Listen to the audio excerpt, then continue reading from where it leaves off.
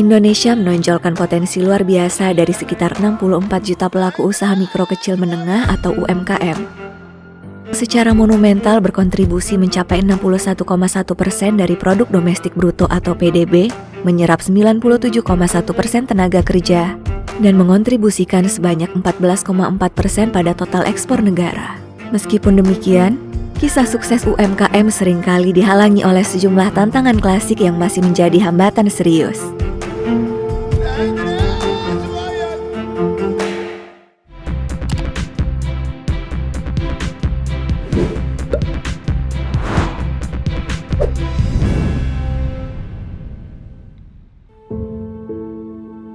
Pelaku sektor UMKM, meskipun dianggap sebagai tiang ekonomi yang tangguh dan memiliki ketahanan terhadap gejolak dan krisis ekonomi, masih dihadapkan pada kendala yang signifikan.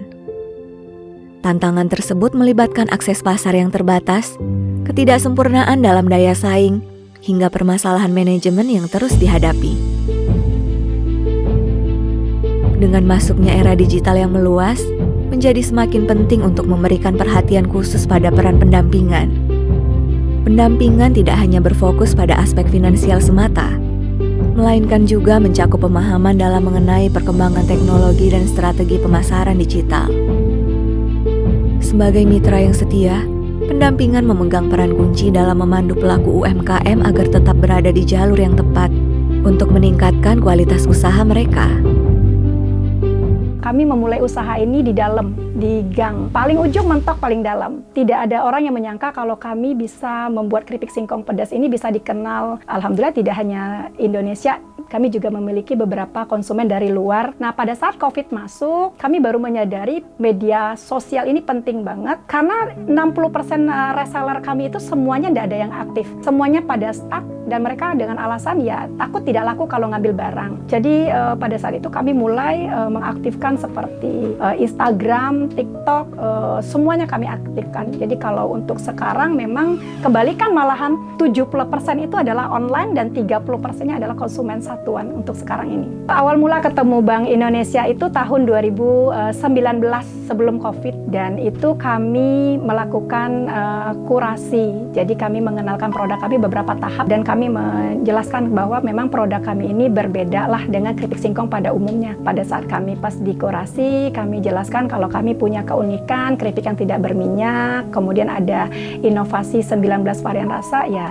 Karena BI ini sebetulnya mensupport kita ya, mau jadi atau tidak jadi itu menurut saya adalah tergantung UMKM-nya. Karena kan BI ini mensupport, mereka sediakan wadah, kami dikasih pelatihan-pelatihan, kemudian kami diberikan seperti business matching. Nah itu kan balik lagi ke kaminya UMKM, siap tidak untuk menerima itu dan menjalankan apa yang sudah diwadahi sama Bank Indonesia. Kalau kami di Mak Cewek ini berkenalan dengan BI itu karena banyak mengenal juga kan beberapa buyer-buyer dari luar, lebih kurang 30% ya ada peningkatan omset sebelum mengenal Bank Indonesia.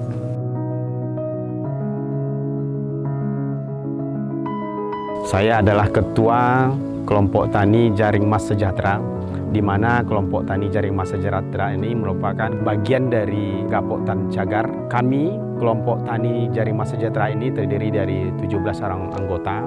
Konsentrasinya di budidaya cabai. Kami sudah berulang-ulang sejak beberapa puluh tahun yang lalu menanam cabai. Tetapi 2017 kami membentuk komunitas kelompok tani. 2017 sudah termanajemen, terbentuk dan tersistem. Kemudian di tahun 2021 kami dikunjungi pada saat panen cabai oleh Bank Indonesia, dan di saat itulah mulainya hubungan kami dengan Bank Indonesia. Sesudah kunjungan tersebut, nampak eksistensi kami di tanaman cabai ini. Bank Indonesia melalui PSBI, Program Sosial Bank Indonesia, membantu mekanisasi peralatan, di mana awalnya lahan cabai kami hanya 5 hektar. Tetapi setelah dibantu peralatan traktor roda 4, kultivator 2 unit, kemudian mesin gulma, mesin air, dan peralatan-peralatan lain, alhamdulillah memudahkan kami untuk pengolahan lahan. Sehingga terjadi peningkatan luasan dari areal budidaya cabai dari awal 5 hektar menjadi 10 hektar. Kemudian Bank Indonesia menunjuk kami sebagai kelompok tani untuk uji coba digital farming, di mana digital farming ini dicobakan di lahan seluas lebih kurang 7.000 pokok pada tahun 2022. Alhamdulillah, yang menjadi harapan kita sesuai dengan yang kita targetkan, di mana terjadi efisiensi, peningkatan produktivitas. Yang awalnya produktivitas untuk cabai konvensional itu hanya di angka 800 gram per pokok. Nah, kemarin pada saat panen perdana saja itu sudah sampai 2 kilo per pokok. Jadi di sini terjadi peningkatan produktivitas luar biasa. Di digital farming kemarin ada beberapa indikator mulai dari pH, kelembaban, suhu, indikator unsur hara, nitrogen, fosfor, dan kalium. Sehingga dengan penerapan digital farming ini kita tidak lagi pakai ilmu agak. Ketika salah satu unsur sudah terpenuhi, kita tidak perlu tambah lagi karena sudah ditampilkan di display melalui jaringan internet ke aplikasi handphone yang kita pegang. Bank Indonesia sebagai lembaga negara memiliki tugas utama adalah menjaga stabilitas nilai rupiah.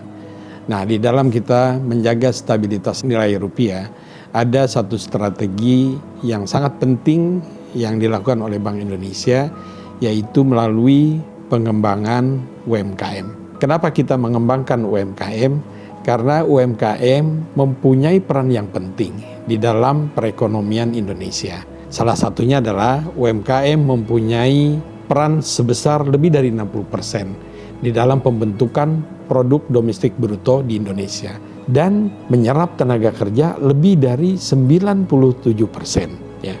Dengan adanya dua hal ini, maka pengembangan UMKM menjadi sangat penting dalam rangka kita untuk menjaga stabilitas, daya beli masyarakat, dan juga pemerataan pendapatan.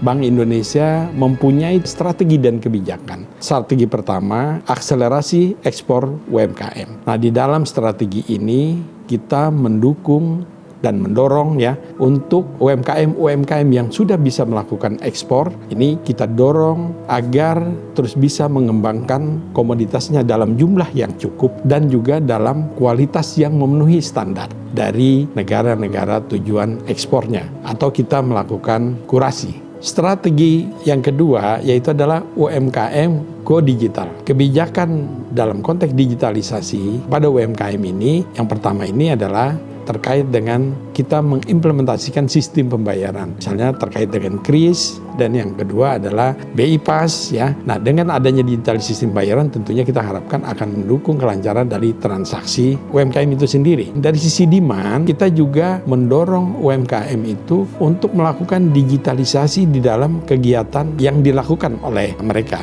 Kita melakukan digitalisasi proses produknya, seperti misalnya digitalisasi farming. Kita melakukan pada dua komoditas yang sangat terkait dengan tugas Bank Indonesia, yaitu pengendalian inflasi tadi, yaitu adalah digitalisasi dalam bidang komoditas cabai, dan yang kedua adalah komoditas padi, atau nanti ujungnya adalah beras. Kita juga mendorong kepada UMKM untuk melakukan digitalisasi dalam sistem pelaporan keuangan yang kita sebut namanya SIAPIK. SIAPIK ini adalah sebuah sistem yang kita berikan kepada UMKM agar UMKM dapat menyusun laporan keuangannya sesuai dengan standar yang dibutuhkan oleh perbankan.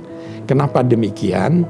Harapannya adalah nanti laporan keuangan dari UMKM ini bisa diterima oleh perbankan dan tentunya akan memudahkan UMKM dalam mendapatkan pembiayaan dalam mendukung kegiatan usahanya. Berikutnya, onboarding. Bagaimana mendukung pemasaran UMKM ini? Tentunya dengan adanya produksi yang semakin meningkat, tentu harus didukung kemampuan pemasaran yang lebih luas lagi. Jadi strategi yang ketiga yaitu adalah pembentukan klaster strategis pangan. Ini kita lakukan dalam rangka upaya kita untuk memastikan kesediaan suplai pangan yang ada di Provinsi Riau. Komitmen dari BRI terhadap UMKM, komposisi kita di sektor UMKM itu menyentuh angka di 86%. Kita sampai dengan bulan Oktober kita tumbuh di sektor pembiayaan di angka 16%. Ini menunjukkan komitmen kami gitu ya terkait dengan UMKM khususnya di Riau dan Kepulauan Riau. Kalau kita bicara mengenai UMKM ini terkait dengan akses, bagaimana kita memfasilitasi mereka untuk memanfaatkan layanan perbankan untuk kebutuhan mereka bertransaksi atau berbisnis. Kemudian yang kedua kaitan dengan produk. Berbagai macam produk bisa dinikmati atau bisa diambil mulai dari yang sifatnya ultra mikro, gitu, pembiayaan di bawah 5 juta gitu ya, sampai kemudian pembiayaan yang di menengah sampai dengan 500 miliar gitu. Kemudian yang berikutnya dari sisi kebutuhan transaksi, kita juga punya berbagai macam layanan yang bisa dinikmati oleh masyarakat, termasuk juga yang sekarang lagi digalakkan oleh Bank Indonesia untuk transaksi pembayaran menggunakan KRIS. Kita punya pasar ID, bagaimana kita coba mendigitalisasi pasar gitu dengan konsep di mana orang atau masyarakat itu bisa belanja ke pasar tanpa harus ke pasar. Digitalisasi itu memang merambah udah ke semua segmen gitu. Nggak hanya melulu bahwa ini menjadi kebutuhan segmen atas gitu ya atau segmen menengah, tapi juga bahkan di segmen mikro juga sekarang orang udah familiar dengan digital. Saya punya keyakinan bahwa memang kalau kita bicara mengenai sektor real, backbone-nya itu adalah di UMKM. Artinya kalau kita bisa membangun UMKM yang sehat, rasanya pertumbuhan ekonomi akan bisa terdongkrak.